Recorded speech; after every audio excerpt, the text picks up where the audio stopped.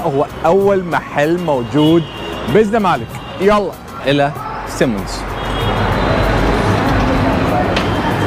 شايفين الاشياء هذه كلها، البوكسات اللي موجوده عنده سيمونز؟ شايف الاحجام؟ بقلاوه عندهم. هذا شوجر فري.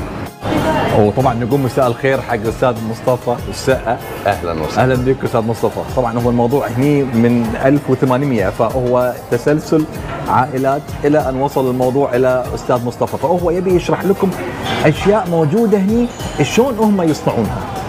احنا سيموندس عباره عن كونسبت، هو حلواني المصريين من اكتر من 125 سنه، والشرقي طبعا القسم الشرقي اللي هو مشهور جدا عندنا، اللي احنا اشتهرنا به بالبقلاوه بتاعتنا، اللي هي زي ما هتشوف كده 160 وحده بقلاوه بالحجم ده في علبه واحده، واحنا اقل حجم للسكر، ما بنحطش سكر اولموست خالص.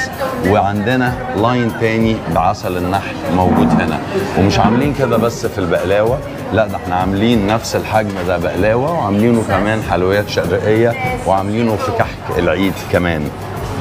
ده بالنسبه للحلويات الشرقيه.